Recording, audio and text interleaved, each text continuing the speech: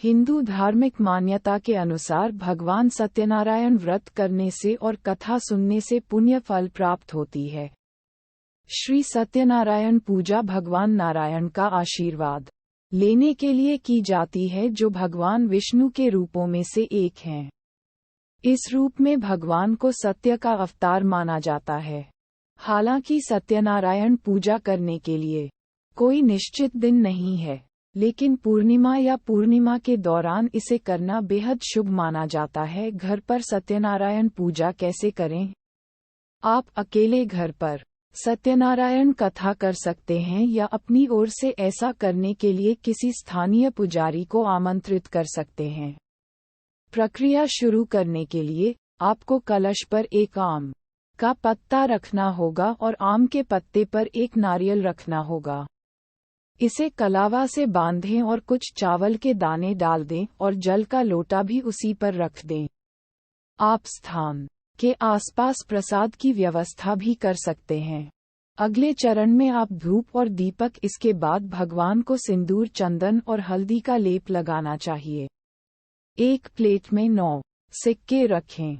हम सिक्के रख रहे हैं क्योंकि प्रत्येक ग्रह का प्रतिनिधित्व करने वाले धातु के 9 टुकड़े लाना बहुत कठिन है। अब भगवान से प्रार्थना करें। प्रार्थना के बाद आपको यज्ञ करना चाहिए, जिसके लिए आपको आवश्यकता होगी आग जलाने के लिए लकड़ी के टुकड़े और आपके पास घी होना चाहिए। यज्ञ समाप्त होने के बाद सत्यनारायण कथा के 5 अध्याय सुनें।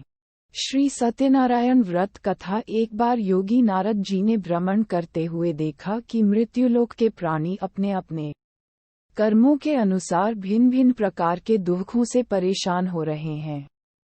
इससे उनके हृदय को बहुत दुख हुआ और वे भगवान श्रीहरि की शरण में हरि कीर्तन करते हुए क्षीरसागर पहुँचे और बोले, हे नाथ, यदि आप मुझ पर प्रसन्न हैं तो मृत्यु लोक के प्राणियों के कष्टों को दूर करने का कोई छोटा सा उपाय बताने की कृपा करें। तब भगवान ने कहा, हे वत्स, आपने विश्व कल्याण की भावना से बहुत सुंदर प्रश्न पूछा है, इसलिए आपका धन्यवाद। आज मैं तुम्हें एक ऐसा व्रत बताता हूँ जो स्वर्ग में भी दुर्लभ है और महान पुण्य देने वाला तथा मोह के बंधन को काटने वाला है, और वह है श्री सत्यनारायण व्रत। इसे विधि विधान से करने से व्यक्ति सांसारिक सुखों का उपभोग करता है और मोक्ष प्राप्त करता है। इसके बाद काशीपुर नगर के एक गरीब ब्राह्मण को भीख मांगते देख भगवान विष्णु स्वयं वृद्ध ब्राह्मण का रूप धारण कर उस गरीब ब्राह्मण के पास गए और बोले, हे विप्र, भगवान सत्यनारायण मनोवांछित फल देने वाले हैं। तुम्हें उनका व्रत और पूजन करना चाहिए, जिसे करने से मनुष्य सभी प्रकार के दुखों से मुक्त हो जाता है। उपवास का भी अपना महत्व है, लेकिन उपवास का मतलब यह नहीं है कि आप केवल भोजन से परहेज करें। व्रत के समय मन में यह विश्वास होना चाहिए कि आज श्री सत्यनारायण भगवान हमारे पास विराजमान हैं। इसलिए घर के अंदर और बाहर साफ सफाई रखनी चाहिए और श्रद्धा और विश्वास के साथ भगवान की पूजा करके उनकी मंगलमयी कथा सुननी चाहिए।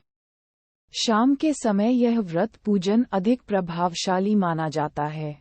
श्री सत्यनारायण व्रत से हमें ये शिक्षा मिलती है कि सत्यरूप ब्रह्म जीवात्मा के रूप में हमारे अंदर विद्यमान है। हम सभी सत्य के स्वरूप हैं, परंतु माया के वश में आकर हम संसार में नष्ट होने वाली वस्तुओं को एकत्रित करने के विचार में लीन हो रहे हैं। इस अज्ञान को दूर करके सत्य को स्वीकार कर ईश्वर की आराधना करना ही मनुष्य का धर्म है। सत्यनारायण व्रत और कथा का यही सार है।